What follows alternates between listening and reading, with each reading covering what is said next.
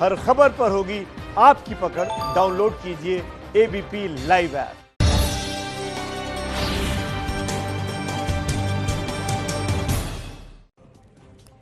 और आइए न्यूज़ग्राम की शुरुआत करते हैं। सुशांत सिंह राजपूत के निधन को 2 महीने से ज्यादा का वक्त हो गया है। मामला कहीं पहुंचता हुआ नजर नहीं आ रहा है। इस बीच एक और नया वीडियो सुशांत सिंह राजपूत का सामने आया है। ये वीडियो आपको दिखाएंगे। नया वीडियो है एक्टर सुशांत सिंह राजपूत का, जिसमें वो अपनी भांजी के साथ मस्ती करते हुए नजर आ रहे हैं।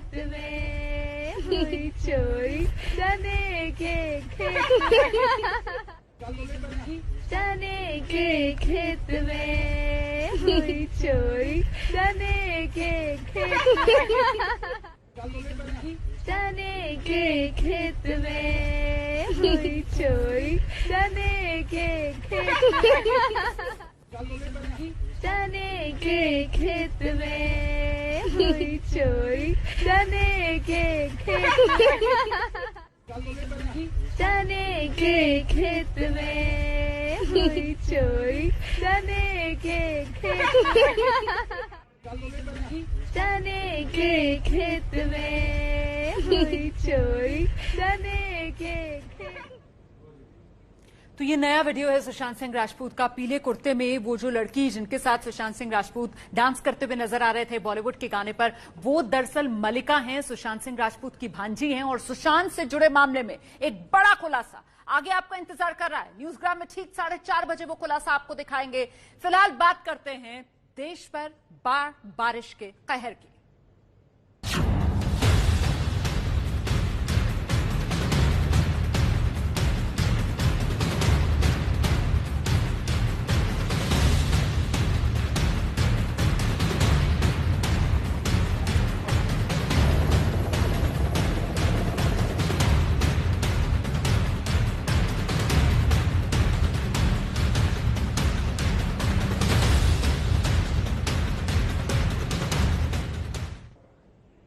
जब मझधार में जान फंसती है और देवदूत बनकर कोई आता है तो उसे चमत्कार ही कहा जाता है। लहरों के जल योद्धाओं का वीडियो आज दिन भर वायरल हो रहा है। वो तस्वीरें आपको दिखाएंगे, तस्वीर जो जीत की है, जो जिंदगी के हौसले की है।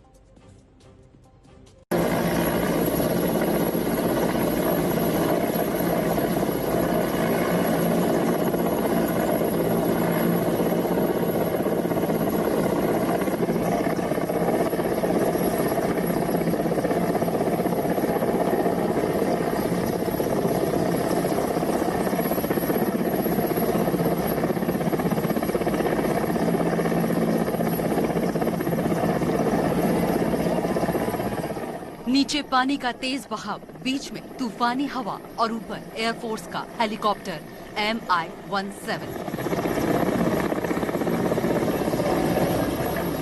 खौफ से भर देने वाली तस्वीरें छत्तीसगढ़ में बिलासपुर के रतनपुर की हैं।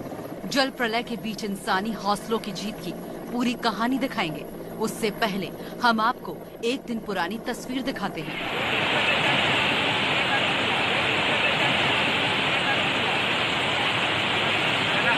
ये 34 साल का जितेंद्र कश्यप है, जिसने कल शाम को रतनपुर के खूंटा घाट बांध में छलांग लगा ली। देखिए, कल तक पानी का बहाव सामान्य है। बांध पर बहुत सारे लोग खड़े हैं, इस खूंटा घाट की खूबसूरती को कैमरे में कैद कर रहे हैं। और तभी एक शख्स अचानक पानी में कूद जाता है। बांध के नीचे लहरों से खुद को बचाने की जिद्दोजहद तभी शुरू हो जाती है।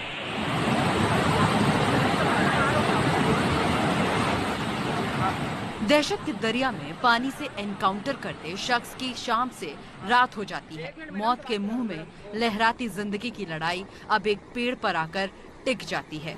लहरों के बीच फंसे जितेंद्र की जिंदगी कभी भी लहरों में समा जाती। रोंगटे खड़ी कर देने वाली इस तस्वीर को देखिए। एक मिनट मैडम से बात करा रहा हूँ मैडम। रुक रुक कर बारिश हो रही थी। पुलिस की लाइट के बीच वो शख्स पेड़ के तने पर खड़ा दिख रहा है और चारों तरफ पर खारंग नदी का पानी रौद्र रूप ले चुका है। पूरी रात पुलिस के जवान लगे रहे, लेकिन जितेंद्र को निकालने में नाकाम रहे। जितेंद्र जान बचाने की गुहार लगा रहा था, लेकिन उसकी आवाज पानी के शोर में दब जा रही थी। गांव वालों और एनडीआरएफ की टीम भी वहां पहुंचती है, लेकिन पानी के तेज बहाव के बीच पहुंचना नामुमकिन लगता है। रात से सुबह होती है। जितेंद्र अब भी पेड़ के तने पर बैठा टहनियों को पकड़े हुए है। गुजरते वक्त के साथ हौसला भी टूटता जा रहा था, लेकिन 30 किलोमीटर दूर सुबह 5:49 पर बिलासपुर एयरपोर्ट स्टेशन से MI-17 टेक ऑफ करता है। चंद मिनटों में ही वायुदूत फंसे जितेंद्र को बचाने आ जाते हैं।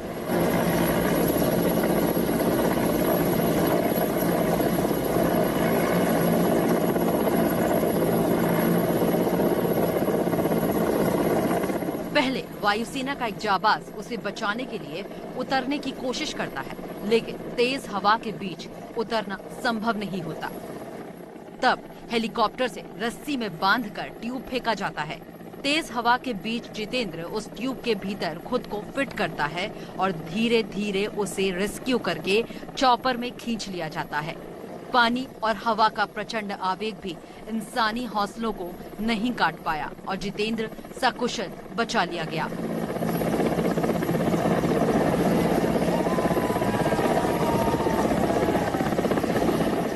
सोलह घंटे बाद लहरों पर इंसानी हौसलों की इस जीत पर सैकड़ों लोग खुशी मनाने लगते हैं। तेज लहरों के बीच वायुसेना की इस जाबाजी की सोशल मीडिया पर भी जमकर तारीफ हो रही है।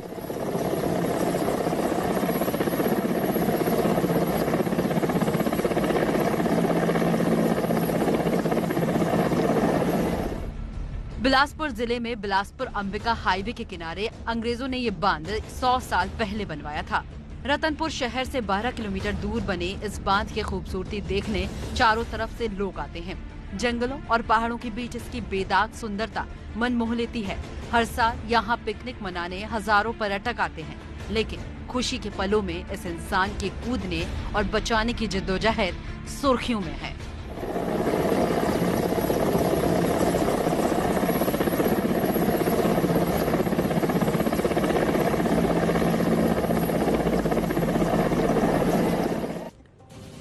और अब बात करते हैं गुजरात के शहर सूरत की। सूरत हीरे की चमक के लिए जाना जाता है, लेकिन बारिश ने इस बार सूरत को बदरंग कर दिया है। जी हाँ, कैसे बारिश ने सूरत की सूरत ही बिगाड़ के रख दी है, रिपोर्ट देखिए जरा।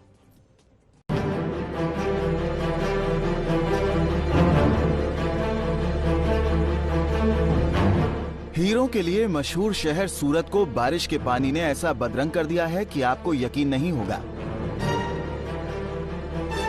ड्रोन कैमरे से ली गई ये तस्वीरें सूरत के लिंबायत इलाके की हैं। चमचमाता सूरत बाढ़ के कहर में मटमैला नजर आ रहा है।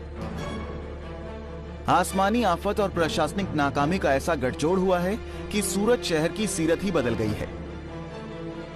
गाड़ियां डूब जाएं तो सड़कों पर इस तरह नाव चलना लाजमी है। सड़कों पर कई फीट तक पानी जमा हो जाए तो निचले इलाकों में इमारतें डूबने ही लगती हैं। 2 फुट जितना पानी यहाँ पर निकला है। ऐसे में जो तस्वीरें सामने आ रही है, आप देख सकते हो सूरत के पर्वत पाटिया इलाके का नजारा है, जहां पर इस तरह से कई जो बाइक से यहाँ पर पानी में बह चुकी है। जहां देखो वहां नुकसान ही नुकसान नजर आ रहा है। इस तरह से बड़े बड़े व्हीकल है वो भी यहाँ पर पानी में डूबे हुए नजर आ रहे। हालांकि सूरत का पर्वत पाटिया इलाका है, यहाँ पर अभी भी कमर जितना पानी देखने को मिल रहा है। इस तरह का माहौल यहाँ पर देखने को मिल रहा है। सूरत के अलग अलग इलाकों में पानी अभी भी भरा हुआ है। खाड़ी पूर के कारण यहाँ पर भारी नुकसान है। देख सकते हो काफी व्हीकल है यहाँ पर पानी में अभी भी डूबे हुए हैं। 5 दिन पहले जिस प्रकार से यहाँ पर तस्वीरें देखने को मिली थी, यहाँ पर लोग काफी हैरान परेशान नजर आ रहे हैं। सड़कों पर पानी इसलिए भरता है क्योंकि बारिश से पहले प्रशासन लापरवाह होता है, और जब तस्वीरें ऐसी हों तो आप सोच सकते हैं कि लापरवाही किस कदर रही होगी। आप बताइए, प्रशासन की ओर से कोई जानकारी मिली थी आपको? जानकारी भी नहीं मिली थी और इसके बाद कोई सुविधा भी मिली नहीं। ये तो यहाँ के स्थानीय लोकल जो यहाँ के रहने वाले कुछ है, उन्हीं लोगों ने कुछ हेल्प की, जैसे पानी की बोतल वगैरह। वरना मैं गीता नगर में रहता हूँ, लेकिन अंदर भी कोई आया नहीं। कुछ नहीं आया, खाली एक बार बोट लेके कुछ आए थे, बोले किसी को ढूंढने आए थे, बस। कोई टाइप का प्रशासन से सहयोग नहीं मिला है। जब पहले दिन से रात से गुरुवार रात से पानी भरना शुरू हुआ, उस दिन शुक्रवार की सुबह को कोई भी घर वालों के पास पीने का पानी नहीं था, ना यूज करने का कोई पानी था। सब लोगों ने पर्सनली यहाँ पे जो 2-3 सोसाइटी वालों है, सबने मिलके पानी का अपना व्यवस्था किया और पानी का व्यवस्था करने के बाद खुद ब खुद जाके खुद अपने हाथ से एक-एक घर में बांटे हैं। सूरत में खाडिकपुर के पर्वत पाटिया इलाके की ये तस्वीरें देखिए। पूरी की पूरी गाड़ी पानी में समा चुकी है। कई गाड़ियों की सिर्फ छत को आप मुश्किल से देख सकते हैं।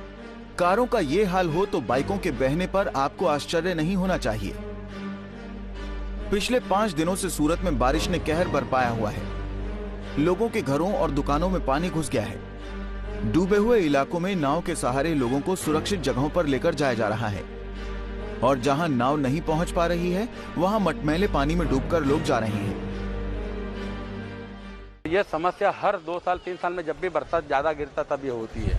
उसके लिए आज तक शासकों को कोई सद्बुद्धि समझी नहीं, जिन्होंने कोई ऐसा मास्टर प्लान, एक्शन प्लान नहीं बनाया कि जिसके ये समस्या का निराकरण हो सके। आज ये खाड़ी पुराने से लोग, आज का 5वां दिन है कि लोग बिल्कुल परेशानी में, मुश्किल में लोग जी रहे हैं। लोगों के घर में कम से कम 3 फुट से लेकर 15 फुट तक पानी भराया हुआ है, जिसके लिए आज 5 दिन से उनका काम धंधा रोजगार बिल्कुल बंद है। ऐसा नहीं है कि सूरत में अचानक बारिश आई। मौसम विभाग चेतावनी दे रहा था, फिर भी हालात ऐसे बने तो इसकी जिम्मेदारी सूरत नगर निगम को लेनी होगी। पश्चिमी से उत्तर भारत आपको लेकर चलते हैं। जम्मू भी बाढ़ बारिश से बेहाल है। आसमान ने ऐसी आफत बरसाई है अगस्त के इस महीने में कि जिंदगी अस्त व्यस्त हो गई है जम्मू में। कारों की तो कब्र खुद गई। रिपोर्ट देखिए जरा।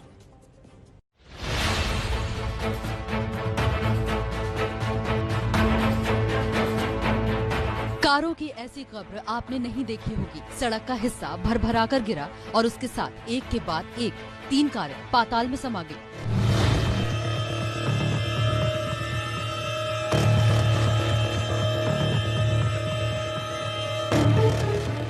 रात में जिसने कार पार्क की, उसे सुबह खिलौने की तरह गड्ढे में अपनी कार दिखाई दी।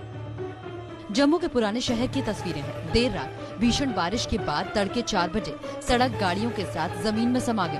ये जम्मू का ओल्ड सर्कुलर रोड है, जहां पर जो है गाड़ियां यहां पर पार्क की जाती हैं। यहां अगर आप देखें तो दोनों तरफ गाड़ियां पार्क की जाती है रात में, और रात में जैसे ही बारिश आई है तो सड़क का एक बड़ा हिस्सा ढह गया है और इस सड़क पर खड़े वाहनों की क्या हालत है ये आप टीवी स्क्रीन पर देख रहे हैं। गनीमत ये रही कि इस हादसे में किसी तरह के जान का कोई नुकसान नहीं हुआ है। जम्मू शहर के भीतर इस तरह कारों का जमींदोज होना हमें बिल्कुल नई बात दिखी, लेकिन जब एबीपी न्यूज संवाददाता अजय बाचलू ने स्थानीय लोगों से हादसे की वजह जाननी चाहिए तो जो उन्होंने बताया वो हैरान करने वाला था।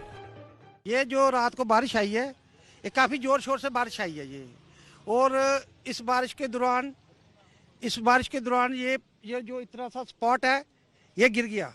ये पहली बार नहीं गिरा, ये तीसरी बार गिरा है। हमने इसके कोई 7-8 महीने पहले गिरा था। हमने ड्रेनेज सीवरेज से और अदर डिपार्टमेंट से हमने गुजारिश की थी इसको आरसीसी किया जाए। आरसीसी के मुताबिक ये अच्छा रहेगा, भर जाएगा, इसमें द्वारा ये चीज द्वारा नहीं आएगी। और इन्होंने क्या किया, आके क्रेट लगाए, क्रेट के ऊपर क्रेट, क्रेट के ऊपर क्रेट, कोई फिक्सिंग कोई इशू नहीं की, वो आगे लगा के। यानी पहले भी जमीन धंसी है, सड़क का हिस्सा गिरा है, लेकिन प्रशासन की लापरवाही देखिए कि आज फिर 3 कारें चपेट में आ गई। देखिए, बॉलीवुड के एक्टर है आमिर खान। आमिर खान को सोशल मीडिया पर जमकर ट्रोल किया जा रहा है। दरअसल हुआ ये कि कुछ दिन पहले आमिर खान अपनी एक फिल्म की शूटिंग के सिलसिले में टर्की गए थे। टर्की में आमिर खान ने वहां जो फर्स्ट लेडी हैं उनसे मुलाकात की और इसी की तस्वीरें ये जब सामने आई तो इसी को लेकर पूरा बवाल, क्योंकि तुर्की वो देश है जिसने जम्मू कश्मीर में अनुच्छेद 370 खत्म करने का भी विरोध किया। और इतना ही नहीं, कई मौकों पर तुर्की जो है वो पाकिस्तान के साथ खड़ा दिखता है। ऐसे में आमिर खान की तुर्की के राष्ट्रपति की पत्नी से ये मुलाकात जो है वो सोशल मीडिया में सुर्खियों में आ गई और इसी वजह से आमिर खान ट्रोल हो रहे हैं। और न्यूज़ग्राम में इस वक्त सुशांत की मौत के मामले में बहुत बड़ा खुलासा आपका चैनल एबीपी न्यूज करने जा रहा है। आपको याद होगा, सुशांत की मौत के बाद एक काले बैग को लेकर राज गहराया था। अब सुशांत केस में काले बैग के रहस्य से पर्दा उठ गया है। बॉडी ले जाने के लिए काला बैग लाया गया था। वायरल वीडियो में एक शख्स ब्लैक बैग ले जाता दिखा था। ये वो वीडियो जिसका हम जिक्र कर रहे हैं। इस वीडियो में नजर आता है कि कैसे एक शख्स आता है। सुशांत की मौत के बाद ब्लैक टी शर्ट पहने लड़का आकर काले रंग का बैग सीढ़ियों के पास रख देता है। उसके बाद सुशांत की बॉडी लाई जाती है, बॉडी को स्ट्रेचर पर रखा जाता है और उसके बाद काली टी शर्ट पहने लड़का बैग के पास जाता है। ये देखिए, जरा एक बार फिर से देखिए, काला बैग लाकर उस काली टी शर्ट वाले लड़के ने साइड में रख दिया है। अब बॉडी लाई जा रही है। बॉडी को लाकर ये देखिए हलचल हुई और ये स्ट्रेचर पर बाहर बॉडी लाई जाएगी सुशांत की। ये देख रहे हैं आप वो तस्वीरें, देखिए अब सफेद चादर दिख रही है, स्ट्रेचर पर ये बॉडी लाई जा रही है सुशांत की और लाने के बाद इस बॉडी को ये रख दिया गया। देखिए ये बाहर लाई गई बॉडी और उसके बाद बॉडी को रखा गया इस पर स्ट्रेचर पर, जो पहले से ही वहां पर खड़ी हुई थी, इंतजार कर रही थी। और ये लड़का गया पीछे, उसने वो काले रंग का बैग उठाया और काले रंग का बैग उठाने के बाद टोपी अपनी ठीक की सिर पर और देखिए वो पीछे से निकल रहा है। वो निकल गया वहां से, वो चला गया।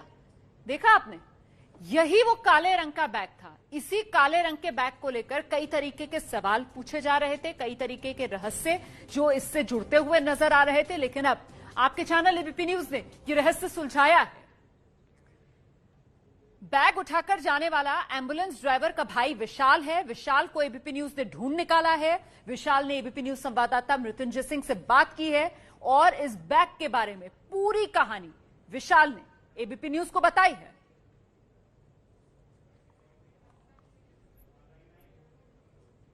वहाँ पे मेरे भाई पहुंचे तो उन्होंने स्ट्रेचर पे रैक्सिन पे बॉडी लिया, एम्बुलेंस में लाके रखा।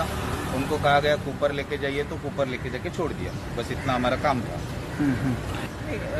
मोस्टली वो जब पहुंचा तब बॉडी नीचे ही थी, बिस्तर पे ही थी और उसके बाद उन्होंने उठा के एम्बुलेंस में डाला और लेके गए उन्हें। ये रैक्सिन ऐसा है, ये पोर्टेबल रैक्सिन है।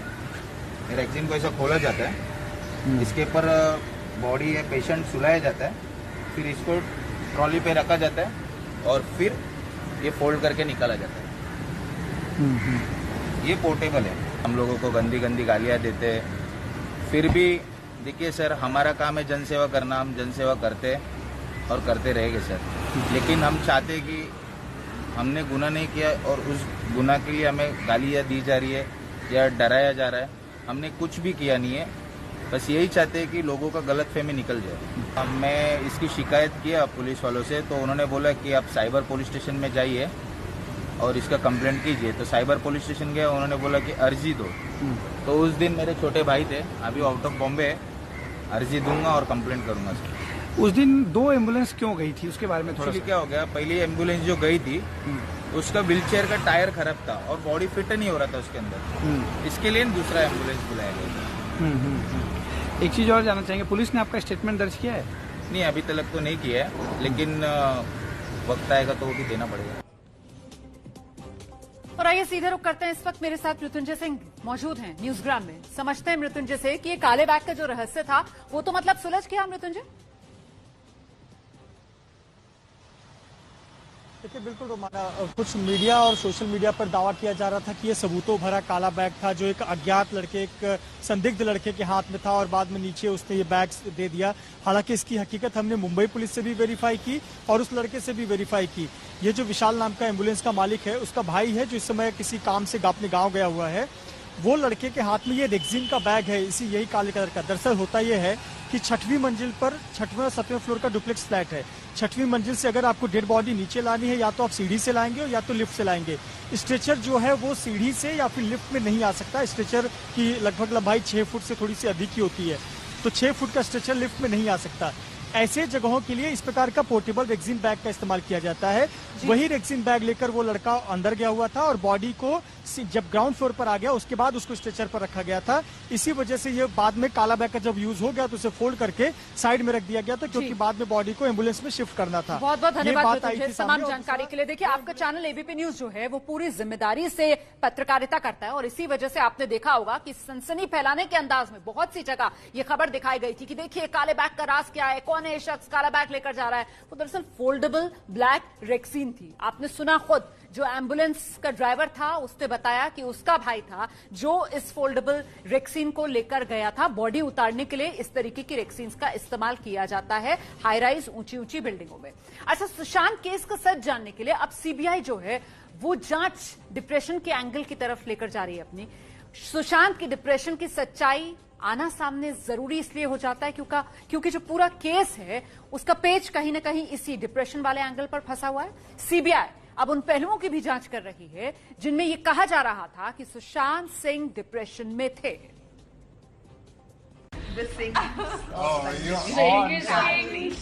ये किसका हाथ है जो ऐसे? The Rajputs. Yes. Oh man. And this is Mahendra Singh Dhoni. My brother has become Mahendra Singh Dhoni.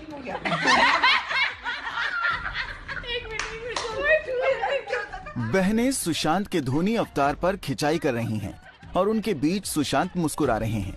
4 साल पुरानी ये तस्वीर यादों में सिमट गई है। बहनों के साथ हंसते मुस्कुराते सुशांत को देखकर कोई ये नहीं कह सकता कि सुशांत डिप्रेशन की बीमारी के शिकार थे।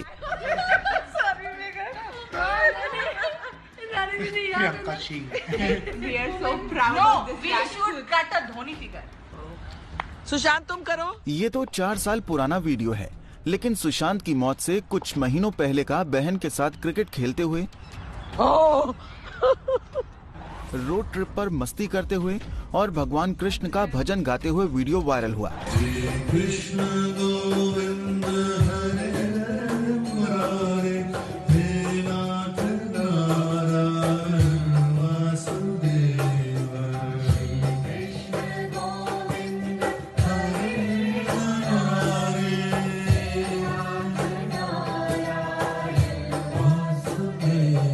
इन्हीं वीडियो के जरिए लगातार ये सवाल उठ रहे हैं कि जो व्यक्ति डिप्रेशन में हो वो भगवान की भक्ति में इतना रम कैसे सकता है।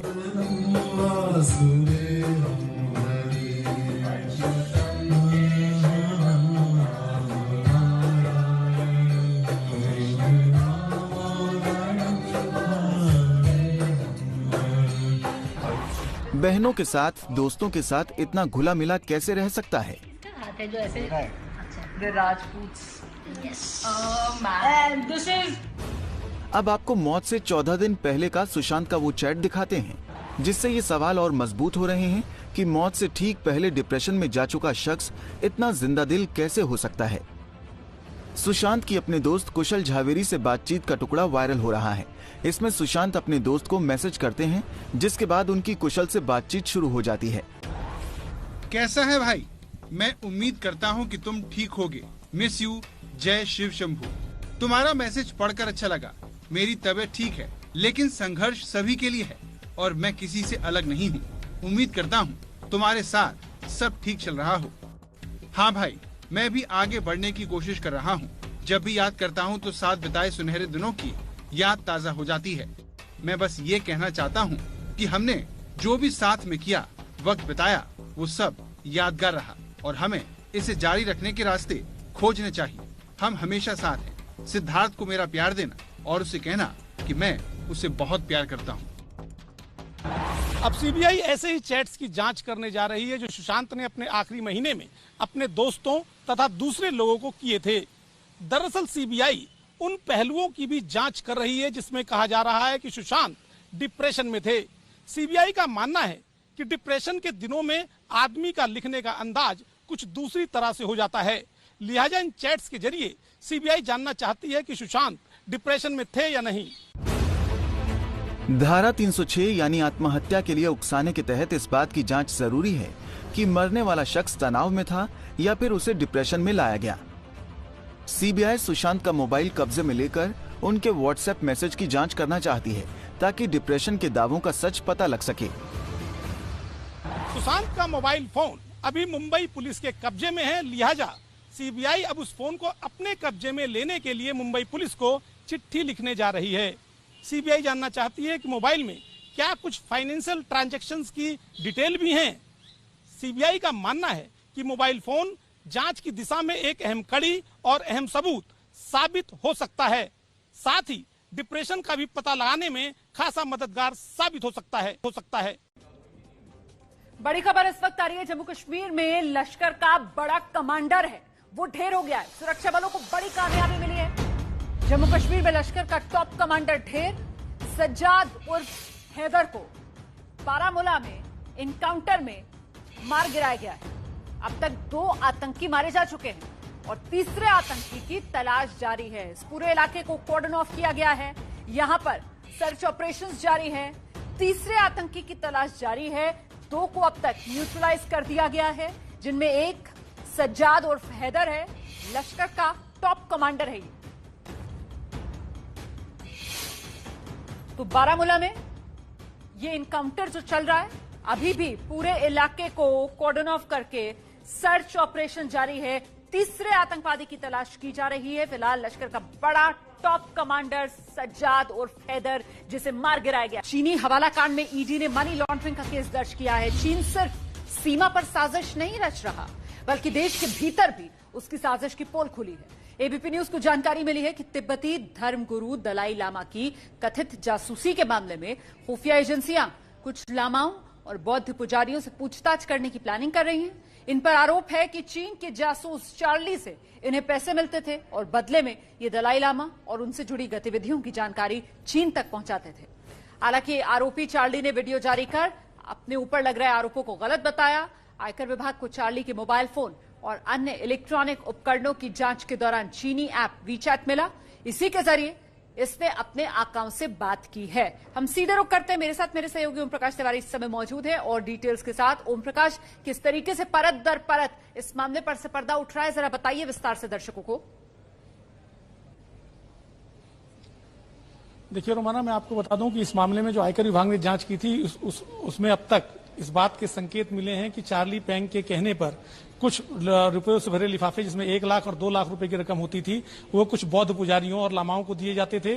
और चार्ली के पास काम करने वाले कुछ लोगों ने इस बात को कबूल भी किया है आयकर विभाग को दिए बयानों में। हालांकि चार्ली इन तमाम आरोपों से इंकार कर रहे हैं, लेकिन सूत्रों के मुताबिक इस मामले की जांच आने वाले दिनों में चीनी दूतावास के कुछ अधिकारियों तक जा सकती है। लेकिन खुफिया एजेंसियां इस मामले में हर कदम बहुत सोच समझ कर उठा रही हैं।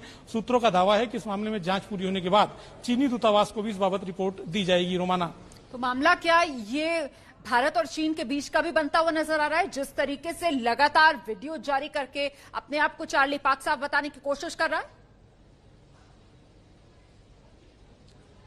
बिल्कुल आप ठीक कह रही हैं रोमाना। चार्ली पेंग एक तरफ खुद को पाक साहब बताने की कोशिश कर रहा है, लेकिन दूसरी तरफ वो ये नहीं बता रहा कि वो भारत में आया कैसे, जबकि वो भारतीय नागरिक है ही नहीं। और एक बार वो फर्जी पासपोर्ट के आरोप में साल 2018 में भी गिरफ्तार हो चुका है। और 1000 करोड़ रुपए का आयकर विभाग को शक है कि उसने हवाला किया, और इसमें से 300 करोड़ रुपए के जो दस्तावेज हैं वो अब तक आयकर विभाग को मिल चुके हैं, जिसमें हांगकांग पैसा भेजा गया था। ये भी आरोप है कि इस मामले में चार्ली पेंग चीनी दूतावास समेत कुछ और अधिकारियों के संपर्क में था। हालांकि सूत्र इस बात पर अपावत कह रहे हैं कि पुख्ता सबूत आने के बाद इस बारे में चीनी दूतावास से बात की जाएगी। लेकिन चार्ली पेंग कहीं भी ये नहीं बता रहा है कि भारत आया कैसे, उसका भारत आने का मकसद क्या था और भारत में आकर उसका व्यापार करने का मकसद क्या था। चूंकि अब इस मामले में इन्फोर्समेंट डायरेक्टरेट ने एफआईआर दर्ज कर ली है, तो आने वाले दिनों में कुछ और राज भी खुलेंगे। रोमाना, बहुत बहुत धन्यवाद आपका इस तमाम जानकारी के लिए। ओम प्रकाश बता रहे थे किस तरीके से चार्ली पेंग खुद को पाक साफ बताने की कोशिश में, लेकिन मामला बेहद उलझा हुआ नजर आ रहा है। तो न्यूज़ग्राम देख रहे थे आप। आज न्यूज़ग्राम में खबरों के सफर पर यहीं विराम लगाएंगे।